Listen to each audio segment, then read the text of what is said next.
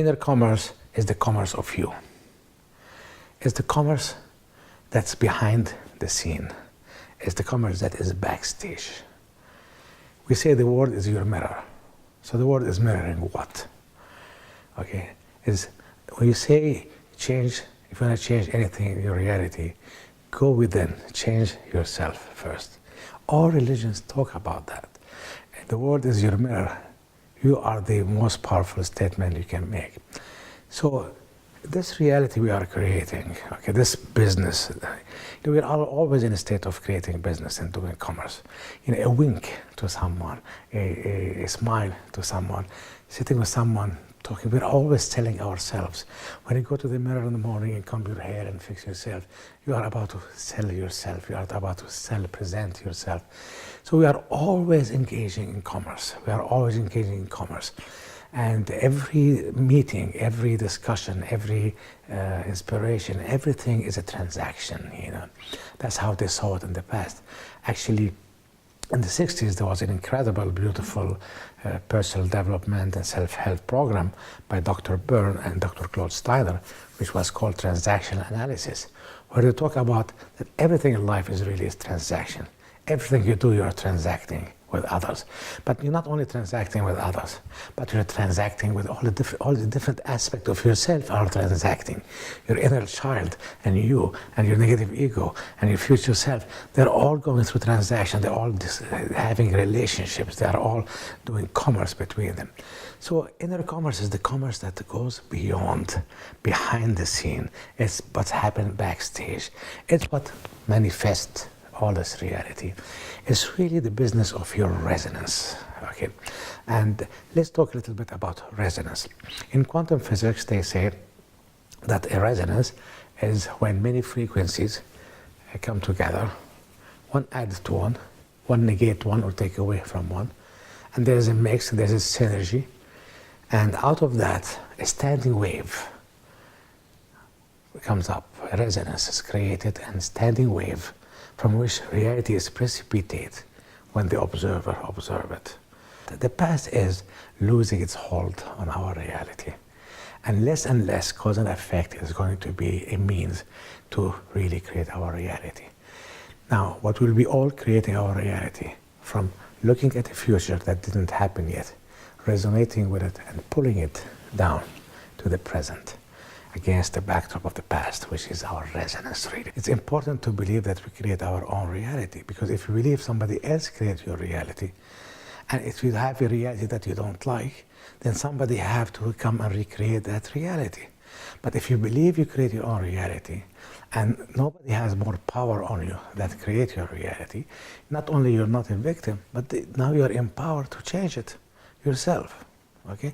Now, you can of course use cause and effect, but we're saying that science is proving that the majority of causation is caused that future creating the present against the backdrop of the past. Okay, so and we will see as we're shifting the times, and you hear more and more of enlightened and conscious people saying the past is losing its hold on us. We need to drop the past. Past is no more of use to us. Okay, we need to have a positive relationship with the future. I was talking yesterday about the new age of psychologists. If they're going to stop looking at your past and fixing your holes, stop leaking energy, they need you to look and have a positive relationship with the future. Well, how does that work? So we're saying we create our reality from our resonance. That's the majority of causation is called resonance causation. And the way it works is the following. And you've heard part of that in the law of attraction, how you attract realities to you. You don't always have to make them happen. You can attract them to you versus having to cause them to work and happen. They're all the hard way of doing things. Causation reality comes this way. I have an energy. I have a resonance. Each one of us has a resonance. And that resonance is made out of hundreds of little resonances coming together to create the resonance of you. And your resonance is like an attractor. It's a big, huge petri dish that brings in realities to you or incubate them within your resonance to manifest them in your reality. Here's your future, and your resonance is made out of the raw materials of your reality creation. They are your thoughts, what you think. They are your beliefs, the most important raw material. There's about your feeling, your emotions. They are your attitudes, the choices you make, the decisions you make. And the agreement you have with yourself, with others, in this life and previous life. There's all kinds of frequencies and energies. They all together create your resonance. They come together like we talked about alchemy, one add to one negate one. And there is a resonance that's attracting what you want.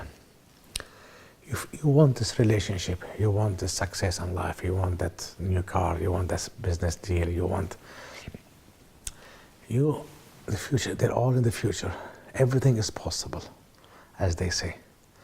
You focus on what you want to create, and you send your hooks to pull it down into your reality. You send it to the future to bring it to the present.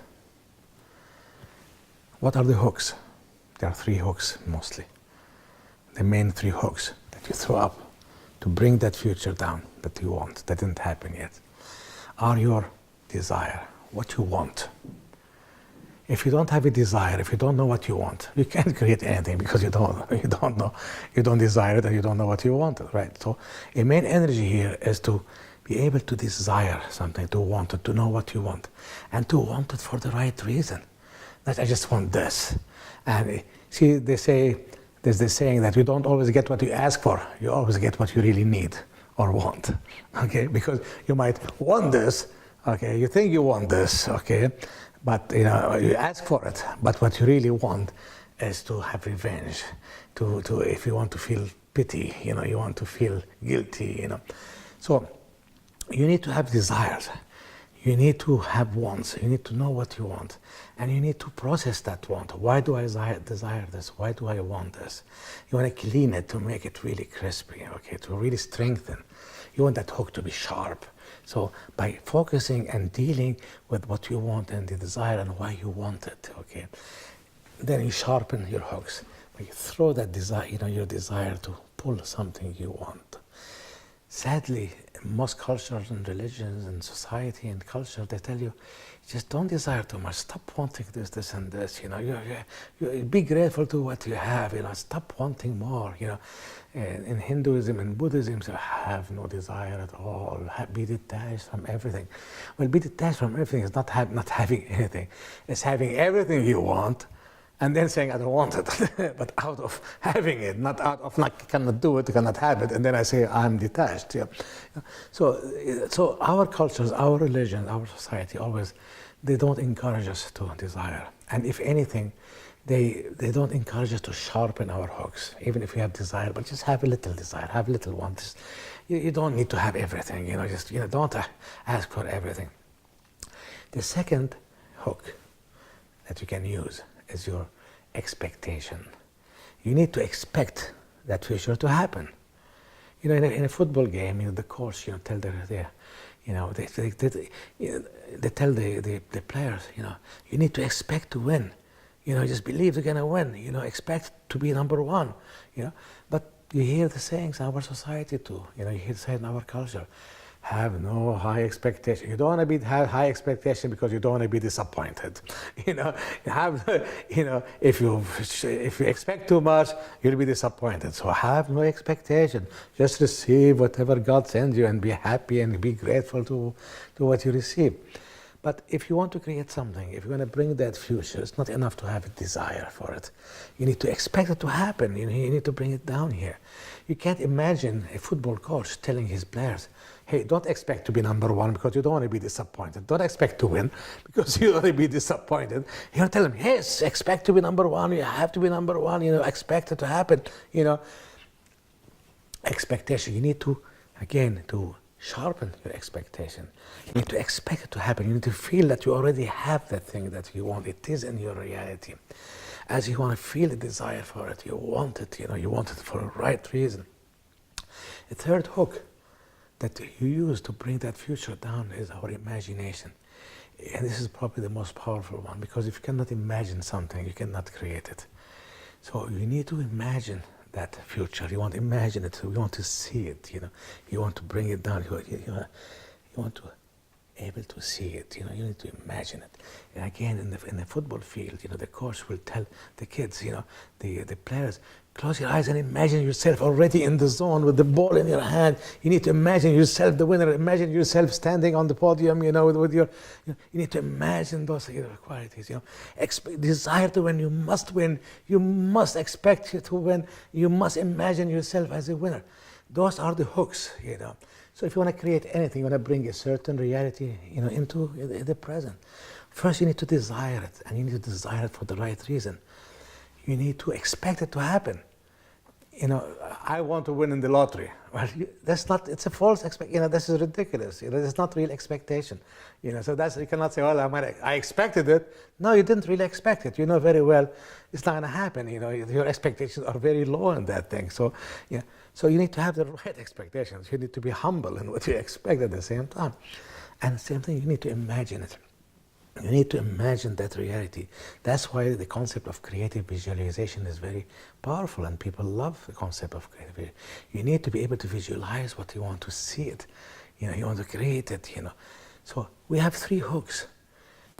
You send them to the future, with your desire, your expectation, your imagination, and you start focusing on that future, on that results that you want. You focus on that reality, on that relationship, on that car, on that job, on that, and you imagine it happening. You imagine it in your reality. You expect it to happen, and you desire it. You desire it. You need to push. You need to sharpen those hooks, because if they're not sharp, if your expectation is low, if you're guilty for desiring it, and if you cannot really imagine it, it's like the sharp are brittle. You send it like this, but they hang on the future, but it breaks down. It doesn't come down here. So you need to sharpen those hooks. The one you send them to the future to pull that reality down. Now, as we said, from the future against the backdrop of the past, that future now is coming in. That reality is coming in now. You're pulling it down. It needs energy to send those hooks. So not only you need hooks to bring them down, but you need that force and that energy to bring them down. So before you go on creating that reality, before you go on meditation to process your desire and your expectation, before you start seeing it and imagining it and pumping all of those, sharpening the tools, put yourself in a high energy. Put yourself in beauty, goodness, and truth. Feel your beauty, or feel your goodness, or feel power, or feel your self-esteem, or feel your valued self. Feel your majesty. Feel any high frequency, quality energy. Put yourself in that resonance, that strong energy, and then throw those hooks so that they can reach there. You need a lot of energy to reach that future, and you need the hook to be sharpened to pull that reality, that dream, that what you want down here. But as it comes down here towards you to manifest in your reality, it's going to go through your filters. It's going to go through your resonance. If you say, I want this $1 million because I want to buy a house, and you shoot for that, desire it and expect it and imagine it, and you see it and you bring it down here, you put the right energy in it, but then as it comes here into your resonance to manifest it. But if your resonance have beliefs that says money doesn't grow on trees, the rich are filthy rich, they're filthy. The rich are people who abuse society, then right away, your resonance is gonna take off 10, 20, 30% of that $1 million. Now you're up to 700. And then if your attitude towards rich people, toward wealthy people, or toward having the money, if you feel guilty about receiving money magically without working hard and causing it and doing the hard work and so on, again, it takes away from what's coming down. If the choices you make, if the emotions you have, the thinking you have is negative thinking about it, then that reality is gonna start trimming, and what come at the end here is maybe $50,000 from that $1 million You ask for. So you shoot for that relationship. I want somebody to love me in this and this and that, and you bring them down there, but in your resonance, there's issues with women, there's issue with, I want really a relationship to mother me. I want a relationship to take care of me. And, so you start, I think, cutting from that relationship that you want to take. So our resonance is made up of all of those thoughts, beliefs, attitude, choices, decisions, agreement, contracts with ourselves, with others, now and past. This is the lens we see reality from. This is the filter that comes through. So we shoot, we get in ourselves in the right energy, we sharpen our tools, hooks, we send them up, we pull that future, but we need again to clean our resonance. We need to do the inner commerce. That's what inner commerce is the commerce of your resonance. So it's important to work on your resonance. You need to hear the word, raising your resonance, cleaning your resonance. So inner commerce is about learning how we transact all of those energies together so that we are on a high resonance. We have the right beliefs. We make the right choices. We have the right feeling. We have the positive thinking. And then when you bring that future, what you want is going through a resonance that's not going to take away from it. Actually, it's going to even empower it. So when you heard me talking recently, in the earlier module about my father doing his balance sheet on a regular basis, his emotional, spiritual balance sheet, he would put here his liabilities, the thing that he's still not strong at, his blockages, his problems, his stuff that he's not proud of, the issues he needs to deal with yet, And then he have his asset, his qualities, his strengths, his assets, Now, raising resonance is actually taking this balance sheet and looking at the liabilities, at the negative stuff, which is in your resonance. The balance sheet is really his resonance. So he looks at the negative stuff, your blockages, put them down. Say, I have an issue, if he's talking about money in here, well, I have issue with poverty consciousness. I heard always, my father always being arrogant and always talking about how rich people are bad and mean, and so on, and blah, blah, blah. And if you clean your beliefs, change your beliefs, what's your attitude towards money? What do you feel about money? What do you think about money? Clean all of those things. Look at your blockages around money. Clear them all up, okay? Do the alchemy. That is base raw energy. Make it turning into gold, okay? They're not negative or positive. They are just base energy. You need to take them, transform them alchemically to gold. And the assets that you have, you polish them, you acknowledge them, you feel grateful for having them. You acknowledge yourself, you congratulate yourself. You don't give it to your negative ego. Just you need to say, yeah, I'm good at this, and feel that. And so you keep polishing, the good stuff, the good frequencies in your resonance, and you work on the liabilities in this axis. This is you work on them, you list them all, and every month, and you maybe with a therapist, maybe with yourself, maybe you learn online, you take courses, you do workshops, you heal of those. You have issues of perfection. You have an agreement with my father that I'll never be better than you. You have this thing with the issues. You hate your mother, thus you hate everything feminine. Then you hate your feeling, your intuition. You believe that intuition is rah rah rah, bullshit stuff, and so on. Well, the more you clean your blockages, the more you clean your resonance, and the more you polish the high quality in your resonance, the more you raise your resonance, the more you raise your vibration. So when the future, the reality you want to create, comes in, it goes through your resonance, then it manifests here in the reality. This is the reflection of what's going inside. The backstage work, your inner commerce, the commerce that you do, then it's your environment, environment, that create this environment, environment again. And again, reality is subjective. Most people want to believe that there's only one reality. They don't want to believe there's only the consensus reality, and they are a victim of that. After all, there is 6 billion people causing it. What am I to be of any impact on this? Every reality is subjective. Your reality is completely different. In my reality, I could have all the trees on the world, everywhere trees, and the water is clean. In your reality, you can have doom and gloom and the water rising, etc., etc. Now, what's consensus reality is when your reality and my reality, out of choice, sometimes they intersect, and there's this little sliver, okay, of reality that is common to both of us. So, in your reality and my reality, in our consensus reality, we have now, in our reality, we have Obama as the president of the US, and so I do. But there might be in other people, in their reality, there might be another president.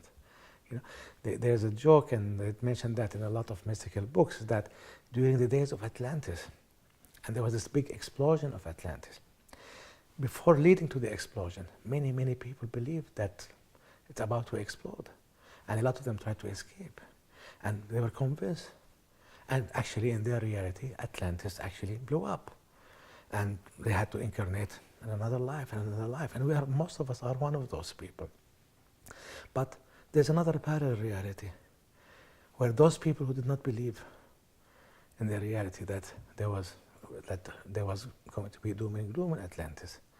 And Atlantis is still alive and well and still exists in the reality in the Atlantic Ocean. And in the United Nations, in the Security Council, next to America, France, and England, there is the ambassador of Atlantis sitting there. You know, so reality is subjective. You know, so you can have. There's no lack of anything. This theory in China of 1 child per family, because if you have too many children, the world is overpopulated, and then there's not enough for everyone, okay? That's concept of lack. That's because they do not understand that reality, they create their own reality 100%, and the reality is subjective, and it comes up out of their resonance. So it's not about, from time to time we intersect, out of choice, and you enter my reality, and I make you real. I realize you in my reality. Why? Because it's choice. Because I gave you the lines. I gave you every word you tell me. I made you real by investing emotions in you. Is it emotions or love or hate or jealousy and so on? So by investing emotions in you, I make you real, and you enter my reality. And your reality and my reality intersects, and there's part of my reality, my subjective reality, that is similar to yours, okay? But the rest of my reality has nothing to do with your reality, and they never are in consensus or in common, So we create our reality 100%. There's no anybody to blame. We create it 100%. If otherwise we are victims to higher forces, to the gods, to bad luck, to all of that stuff. We are empowered when we believe we create our reality, because if you have a bad reality and you create it, then you can change it. But if you cannot, if something had happened to you, if somebody have more power, or if the government or the banks, or it makes me laugh sometimes when people want to go and occupy Wall Street and blame the bankers for the crisis and how greedy the banks are and so on. But the banks, it is part of their imagination, it's part of the resonance. They created those banks. It is a mirroring, it mirrors them. And recently in Economist, one of the most important British economic magazines, they did a survey where they took 5,000 people in America and asked them, just before the financial crisis, the mortgage crisis and the housing crisis, and where the banks had to be bailed out and all collapsing, and everybody was blaming the bank, and et cetera, et cetera. They asked them, when you applied for your mortgage, did you tell them exactly, did you fill up correctly, honestly, the form? And they came up that 80% of the people exaggerated their income and their revenue, or the value of their property, so they can get more money. They lied to the bank. They cheated the bank. And then they're surprised that the bank cheated them and they lied to them. Same thing with government. Our government is a reflection of our resonance. You see? If your government is lying at you, do you lie to your government? Yeah, 90% of the people try to cheat on their taxes. We're always cheating our government. We're always trying to get more entitlement from our government through hook and crook. So that mirrors us. Our reality we created, and we create it through our resonance. When we have a certain resonance, and we work on our resonance, and we ask for what we want, leave the rest, the details to the universe to comply. The universe has no other option but to comply. And your reality will manifest the way you want it. And if the reality comes not, if it falls short, if you get, a piece of the reality or part of it, or you get it all, but there's a piece you don't like. For example, you want this beautiful, loving relationship, and it comes through your filter, through your resonance, and here you have relationship that's so much love and so much intimacy, so much caring, and beautiful woman you found, and man, but there's self-pity, there's the issue of martyr, there's sacrifice, there's those energies that kind of make the relationship a bit yucky. Well, that's because in your resonance you still have issue of self-pity, you still have issue of martyr, you still have issue you need to clean up. So you go back to your resonance and you say, what I got here is a beautiful relationship, beautiful intimacy and loving and caring and everything I really wanted. But man, I wish he stopped feeling sorry for herself all the time. Or I wish he stopped martyring himself and sacrificing himself, and always then knowing that this is something to deal with. Your resonance tells you, your reality tells you that there's those issues. So you can change now your reality by changing your resonance. It's not about just accepting what comes down. You can change it. You can really change that reality magically. You go back to your resonance and you say, okay, it tells me that there's self-pity. Now let me look at my reality. Let me look at my life. Yeah, I found that during teenage, during childhood, as an adult, whenever I want to control self-pity, I make people feel sorry for me, and they do whatever I want right away, just to stop hearing me nagging and scratching on the board, Okay, now I'm aware that I have self-pity issue in my resonance, okay? Well, I need to clean my resonance. I need to release from my resonance, take out that self-pity. Sometimes just the awareness of it takes it out or reduce it. Sometimes you need to do certain exercises, certain techniques, certain meditation, talk to people about it, about a therapist. And that resonance of self-pity, and you notice it and you stop controlling with it, stop using it, become more conscious about it. And in time, your resonance is strengthened, it rises, self-pity is out of it. And then what do you want to replace it with? It's alchemy.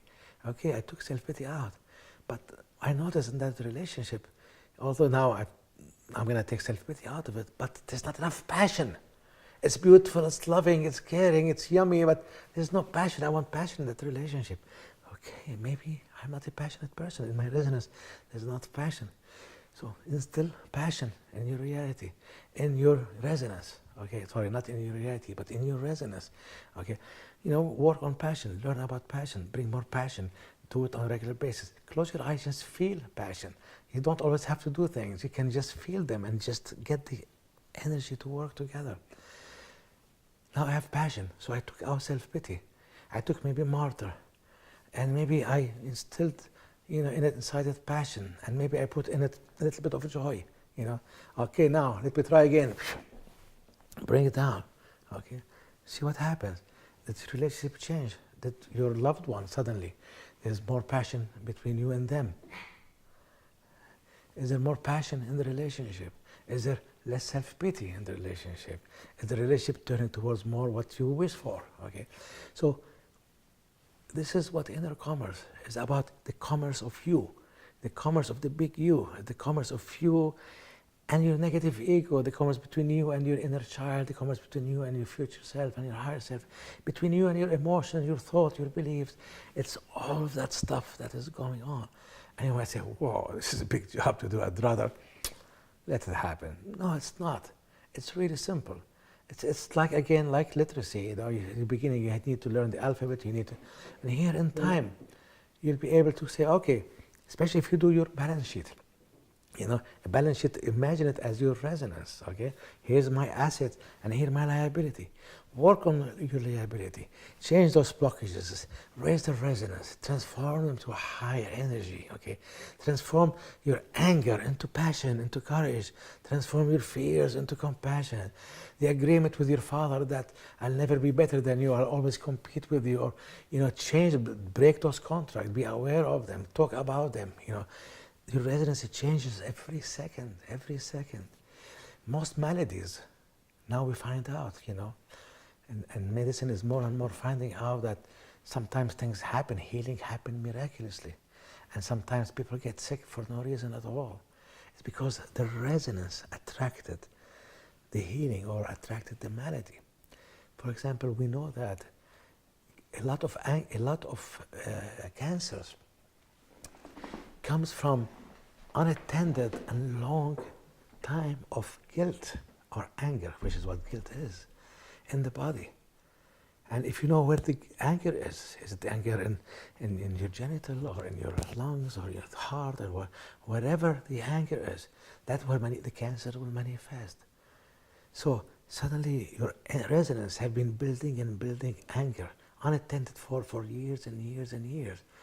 And that anger turning into guilt because it's not expressed, or you don't think you have the right to express. Then that will be, as I said, your resonance is made out of 100 little resonance, and where your health resonance, you have this resonance that now having the guilt plus few other unattended emotions create a petri dish. So we are always creating our reality, we're always creating our health, all through our resonance. Work on your balance sheet, and that's one of the exercises we'll work on. Look at your difficulties. Maybe you need a therapist, maybe you need to talk to your best friend, maybe you need to just meditate yourself and come up with a list of all what you think are your blockages, what you think your limitations are, where you think your things you're not proud of, where are your emotions you're stuck with.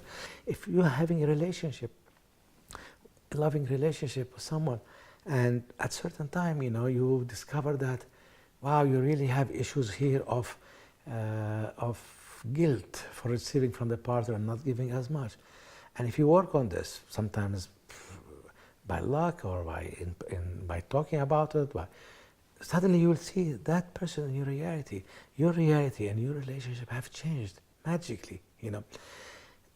Reality have to comply with your resonance. There's no other way. You work on your resonance. You work on you do your inner commerce. You activate your inner commerce. Reality through resonance causation does not need time or space. It can happen instantly. So if, let's suppose you meditate and you work on clearing your resonance and dealing with global warming issues. So okay, well, what does that resonance that create global warming? And there's this and that. Okay, well, do you pollute yourself? You're throwing pollution out there. Well, do you pollute your body? What do you put inside your body? What food do you eat? What the resonance? What the thing you drink? What the emotions you stuff in your body? The more you work on that, you will see.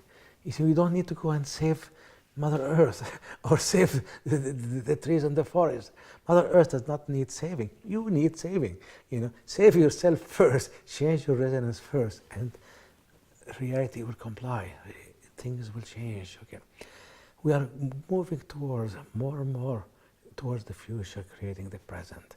It's not that it was never there before; it was always there. At the same time, as cause and effect, there are many causation paradigms. Okay, but we always were conscious of cause and effect. Causation through resonance was always there. Resonance causation was always there, but we were not conscious of it. So that's why we call it luck, magic, miracles, God's willing, and so on. But now we are conscious about this, and our science of the brain, our science of quantum physics and quantum mechanics are proving this. You check them out, study a little bit the basics of quantum physics, and or mechanics, and you will see, well, now science is proving that you create whatever you resonate with. That's why that's a very popular best-selling book called Law of Attraction. Sparked the mind of millions of people around the world. They knew there was something right in it. We didn't get it yet. It wasn't fully explained. As people thought it was too airy-fairy, you know. But there's something right there. We attract those reality. But you need to resonate with them. You need to want them. They tell you, imagine what you want. And that is true. But the idea is that, yes, you can bring and you can create whatever you want. Be in the right resonance, in the right energy. Sharpen your hooks. Know exactly what you desire, what you want, and for the right reason. Expect it to happen. Work on your expectation.